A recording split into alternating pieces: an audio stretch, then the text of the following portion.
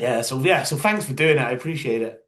Yeah, of course, man. How did your journey into music sort of start? Like, because Yeah, well, I don't know. I kind of got into music. I kind of transitioned out of like TV film stuff, which I had been doing since I was 6 years old, something like that. So I've been doing entertainment for a long time, but kind of transitioned into music into high school, and it started out with the Foxygen kids. We all went to school together, and they knew that I could play drums like all right. Like I could play a beat on the drum set thanks to my dad, who was a drummer. And that kind of just like one show became two, two became four, four became a small tour. And then I was kind of out on the road with Foxygen. And that picked up probably around like 2010, something like that, 2009, 2010. Um, and then just during tour, I was writing kind of as usual, as I always did, just doing little demos. And uh, the people who ran Secretly Canadian, they kind of got a hold of the collection of demos that I had at that moment. I showed a couple of them, and they're like, "This is great. You should put this out." And they sent it to Western Vinyl, and Western Vinyl's like, "Yeah, this is great. No notes. Let's put it out." And that's so, cool. kind of Diane Coffee kind of came out of that first album, My Friend Fish. That was just like a collection of demos that I was doing in the guitar player of Oxygen's apartment that I was living in New York.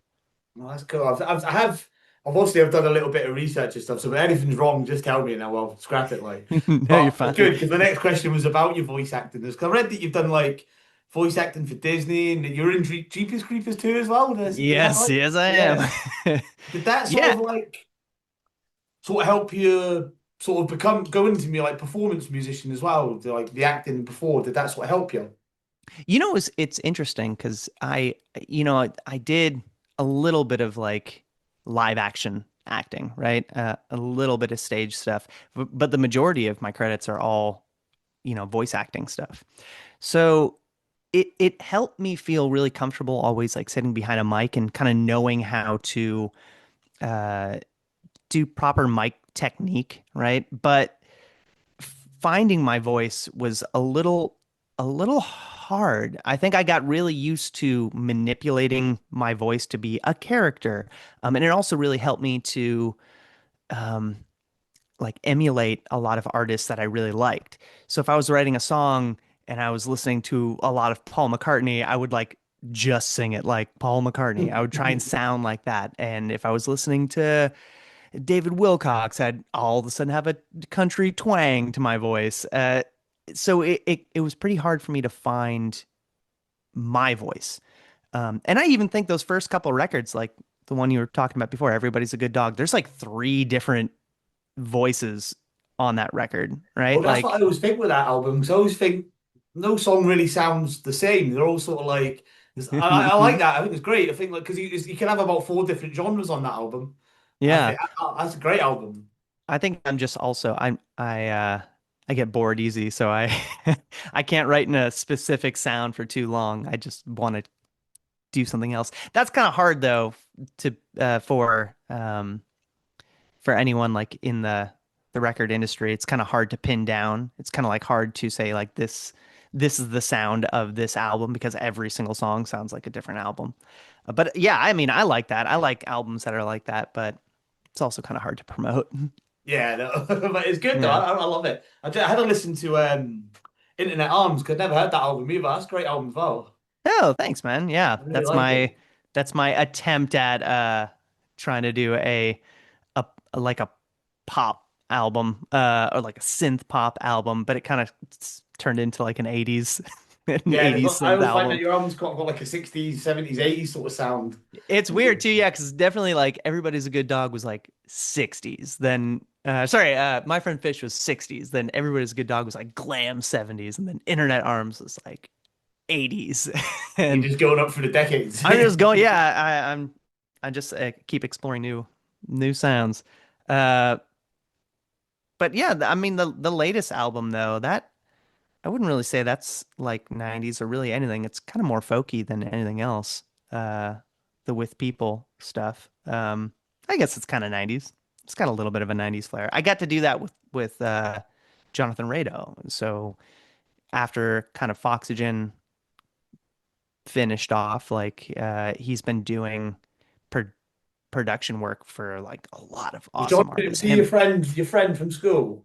yeah, yeah. So we grew Yeah. up together. He was like the Foxygen, him and Sam France had like their thing, and then Rado would help me out with like my first band, which was God, this is the worst band name ever. It's called First from the Sea. And yeah, it was brutal. But like, we made some like weird, interesting songs together. And so he played guitar in that project. Yeah, so we just been kind of playing with each other for a long time. But he produced this last record, which is really cool because Yeah, I it's hadn't seen great, him in a great for you to while. do it with a friend as well. That's cool. Yeah, it was fun too. I mean, he's like in high demand, so it was like a very like we've got it's like 7 days, and we're gonna do all the songs in 7 days, and it was fun to do it with him, but it also had that same feel of like those high stress like studio like time is money, like we gotta go. Um, but it was really fun. That was a really good time. Wow, that's great. See with them the Diane Coffee thing, is that like do you see that as like a character or is it just like an extension of yourself? Both, yes. Yeah, both. Yeah, you know what? It's funny too, because the name kind of came out of a couple different things. Like I was listening to a lot of Diana Ross at the time, and this other singer-songwriter, Nathan Pelkey, and he had a song called Mr. Coffee. And that first record, like I said, it kind of came out like super fast, and it's like, yeah, we're gonna put this out. What's the name of your project? I'm like, Diane Coffee. Here it is.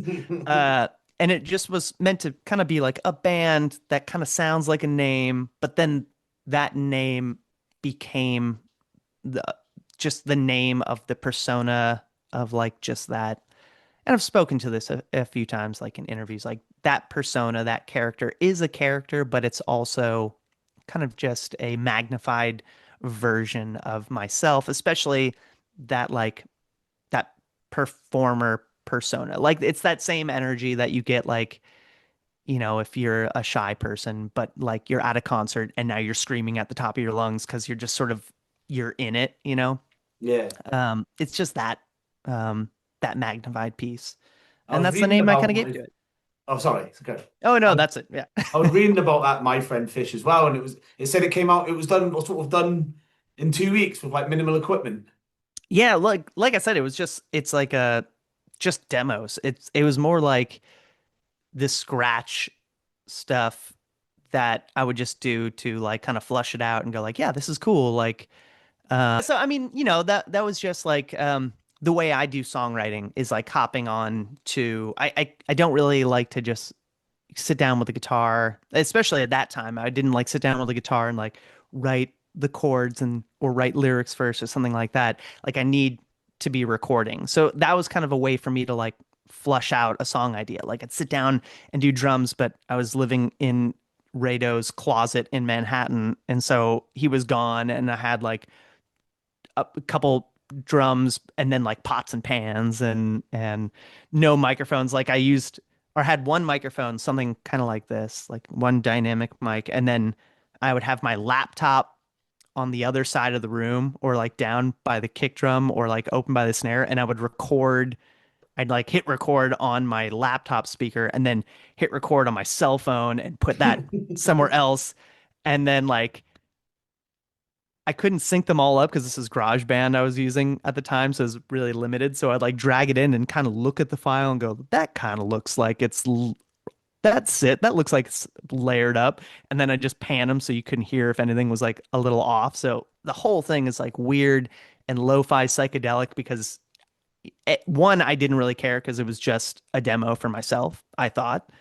And then like two, I was just super limited in what I had. Like bass guitars were just like really detuned guitars and then like pitch shifted or something strange like that.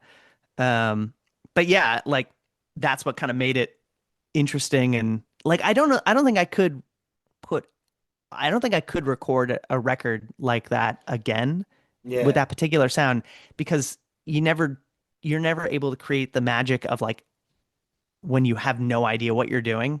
like the more I learned, the Yeah, because you're harder it doing is for it me to, a bit blind as well, so you're just playing yeah, around with yeah. things. Like I would never have like sat down now and go, cool, I'm going to use my laptop speaker and my cell phone and this mic, and then I'm going to drag it in. I'm going to send it via email and then drag it in after the fact and see what happens. Like it's just, it's hard to like throw what you know out the window. I Like always it's, think I don't that. know. See, when you like, obviously, 'cause you've been doing it for a long time now, so obviously you know what you're looking for in a song. Yeah. You just missed that the early stage where you've got a bit more passion for just throwing anything at it, isn't you? I think. Yeah. And I think you're constantly chasing that with things like, I'll pick up an instrument that I've never played before so I can like not know what I'm doing again and then like do stuff like that, like throw some bad habits in there, and that kind of stuff is really cool. Or like, yeah, like I'm gonna you know work with this person because I don't know what, I've never worked with this person, and it's gonna like put me in that state where I don't really know what's gonna happen now. But like if you're just doing what you do all the time, you get stuck in your ways and Yeah, things you've start got to keep sounding challenging yourself streamlined. a bit, I suppose, as well. Yeah, yeah. But again, I get bored easy, so Yeah. See, so obviously you started releasing over a decade. You've been releasing music for now, haven't you? yeah, yeah. What do you think changed the most now, like to now, since you were releasing music? So obviously streaming's obviously a big thing now. Was it Yeah, big and when you started? yeah, it definitely was. I mean, it's only grown. And I was really excited when, because I remember I grew up like during the Napster and LimeWire era. That Yeah, was I used sort to of love like them. high school. And no, I mean like I loved it too. I love the idea of being able to like have an infinite amount of music at your fingertips, right? Yeah, Especially as like a kid, I was just like, I didn't have to ask anyone when I saw like a Led Zeppelin t-shirt. Like I didn't have to go, who's Led? yeah, But I could like just go on LimeWire and type it in and go like, however long it took back then. There was like 6 hours yeah. later, I It could used to listen to kill music. your PC as well, didn't it? You ended up with loads of Uh-huh. viruses because of it. Oh man, yeah. But that was really cool. But I also know now from the artist side too that you have an artist who is putting tens of thousands, sometimes even hundreds of thousands, depending on Yeah, like, where you're at or what label you're on, into, you know, get your training, your music, like everything that you've done thus far to get here. And then even if you have a hit, like streaming services don't pay, like yeah. they pay Spotify are pennies. terrible, isn't they, for what they pay Yeah, us? it's awful. And it's awful to hear. It's like it's wild too, because I love how many people are able to listen to my music, but there's nothing worse than being kind of like an independent artist and playing a show and relying so heavily because the show's not really going to pay all that much, especially like someone like me who tours with a band. We don't have contract. Like I'm paying them per day per show. Yeah, Um, so all of that money goes out the door. It's like your management, your label, and then the tour itself and the hotel rooms, and you're paying your band. So I'm like merchandise. That's where I'm yeah. I gonna did make. read that a lot of bands and stuff rely on merchandise sale now. Yeah. And there's nothing worse than being at the merch table afterwards and they're like, I loved it. I'm so excited to hear the album. I'll Spotify it. And you're like, Yeah, I always buy. I always ah, if there's ever the record on sale, no, I always buy the record because I love buying mm-hmm. vinyl anyway. So I Yeah. love I getting mean, the vinyl in the merch store. same. And I get it. I mean, the economy is crazy and it's a lot cheaper to just stream music. And I stream music, like I'm not out there buying everyone's album because I can't, honestly, I can't afford it. Like it's really pricey. I buy as much as I possibly can, Yeah, I do. I always try and but buy something. it's tough. It's wild. And yeah, so I mean like that has only kind of just gotten worse since I started. I'm really interested slash worried about the it and just and also curious has like a I don't know, a history buff, like how AI is going to really play into music right now. I mean, it's an awesome tool, can make things super easy.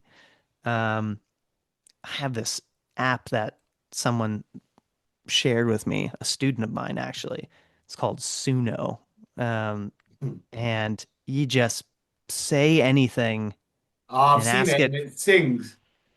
Yeah, it creates an entire song for free and it sounds pretty realistic and it's kind of generic, but we're only at the forefront of like I what this know. Do you think technology is there'll going be to a be number able to one do. single from an AI?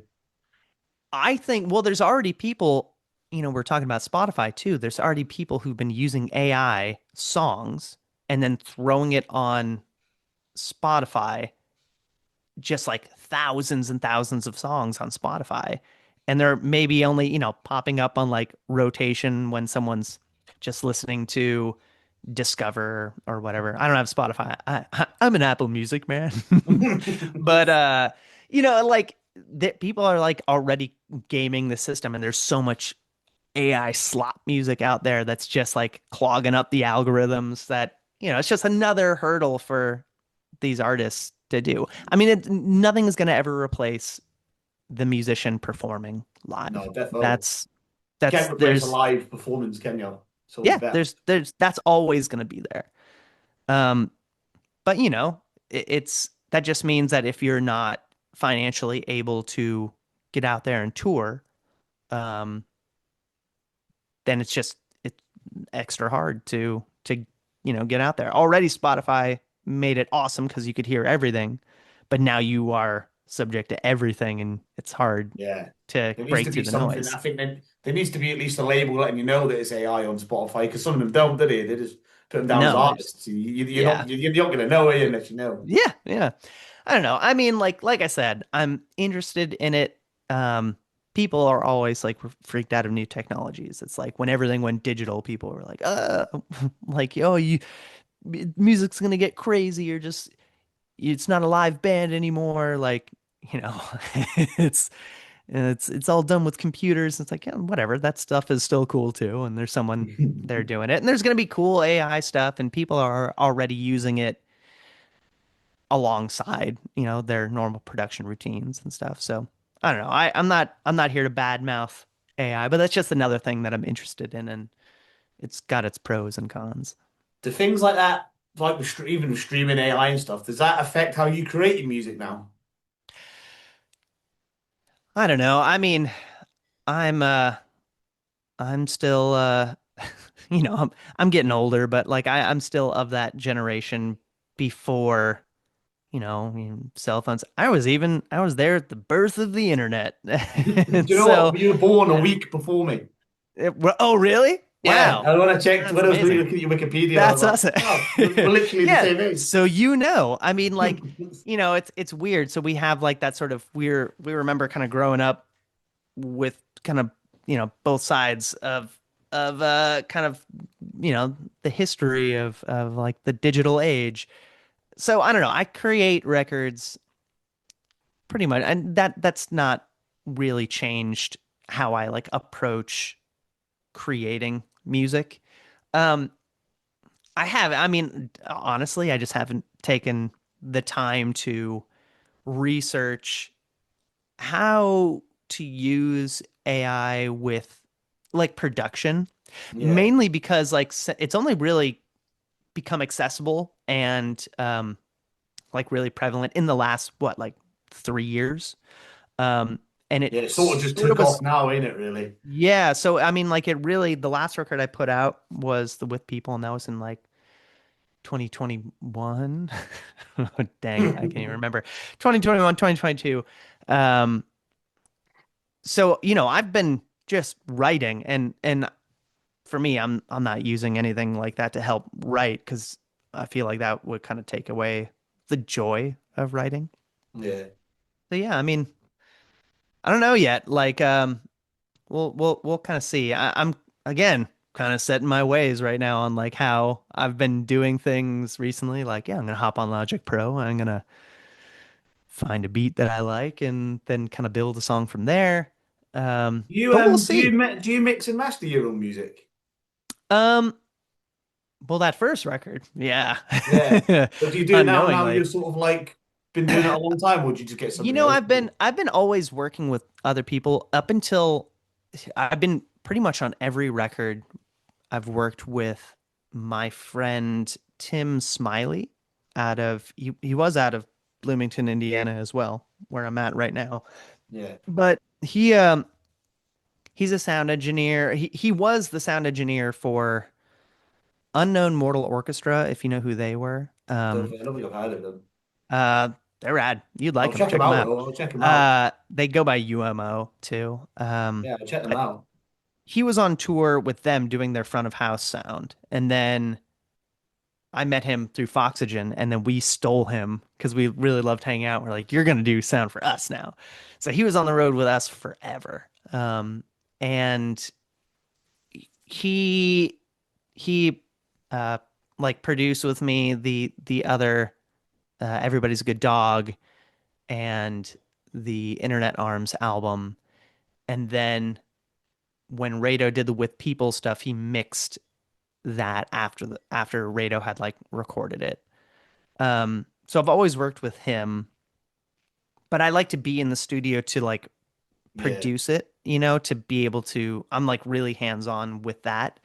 But like the audio engineering stuff, I like to do it. But I've kind of been afraid to do something myself again, or maybe not. Afraid is not maybe the right word, but I really like to work with other people again, right? Yeah. Because It's always I good to like have another ear as well, ain't it? So it someone. really does, and I like working in that capacity. Also, you can go a whole lot faster when you have someone, you know, at the helm, and then you can just run back and do all the stuff, and like let's do another take, and instead of like pressing record and like running back to the drum set and playing and coming back and checking it and listening. I just want someone else's ear at the same time. Plus, Yeah. it's fun. It's fun to work with other people. Is there any songs that you've like a particular song that you wish you'd wrote? Any song that I wish I'd wrote, Yeah. like what do you mean, like ever? Like any song, like a particular song from any time, any period that you'd written it.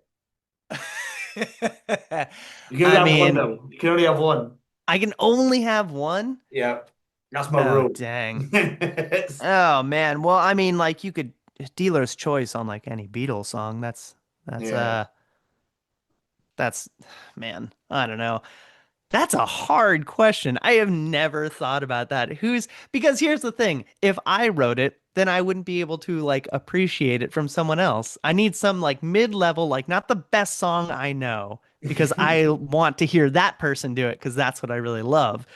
But I don't know, like what's any super commercially successful one? Then I could just Mbop sit. by Hanson. Yep, That'd Umbop. be I wish I mine. would have done That'd be that. mine. And then I sit back and enjoy those royalties. I love that song. I've actually got it uh, tattooed in my arm because it was the no first way. single I ever bought with Wow. my dad gave me £5 pocket money and he took me to a Uh, record shop and I was like, I want that single. I want Hanson. And that was it. I've loved that song man, ever since. that's awesome. Okay, speaking of music tattoos, I've got one that's very, very weird. I've got Tom Jones tattooed on my Wow. arm. Why Tom Jones? Dude, that is such a wild and weird story. The short-ish answer is we had Foxygen played a show in, I want to say Philadelphia, and we opened for Tom Jones. Oh wow, that was I cool. know.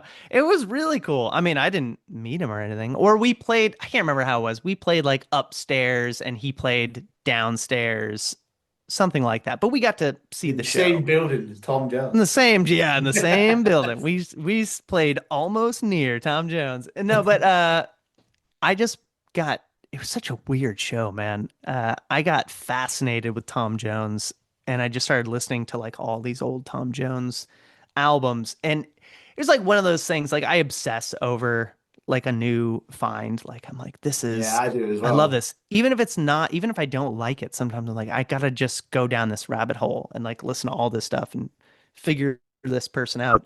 So that was me and Tom Jones at that time. And I went to a bar in New York with a buddy of mine who actually drums on the Everybody's a Good Dog album. Joey Leffitt's fantastic drummer. He was with me, and they were they were giving away free tattoos from Sailor Jerry on his like anniversary of his death, and you throw like a dart and whatever it hits, like you can get at this bar. So I knew one of the people from Sailor Jerry from some event we had done previous, and they're like, "Yeah, you can just look through Sailor Jerry's book and just pick one." And one of them just said like name, and so you could pick whatever name you want, and then it had DC behind it. And I asked them like, "Does anyone know what this DC means?" And they're like, "No, it's kind of lost to time. Like we don't really know what that stands for." And I had just created Diane Coffee. Like the album had not come out yet.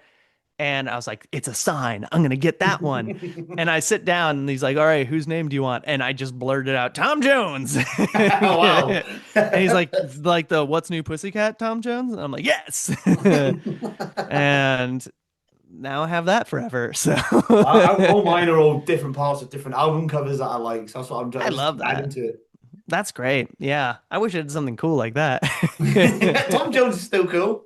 Tom Jones is cool. Yeah. The boy with the golden He's a voice. Welsh legend. I know. I know. Awesome. Yeah, I don't know. But yeah, that's my Tom Jones tattoo story. That's Can't remember cool. what we were talking about. Uh, What's next for you then? Are you doing tours or anything? Or do you ever you come to know, the I UK? uh, it's, I want to. That's a pricey ticket. You got to get all your friends to start streaming the Yeah, albums over well, there. as No, when so yeah, for me, like I was on kind of hiatus for a little bit. The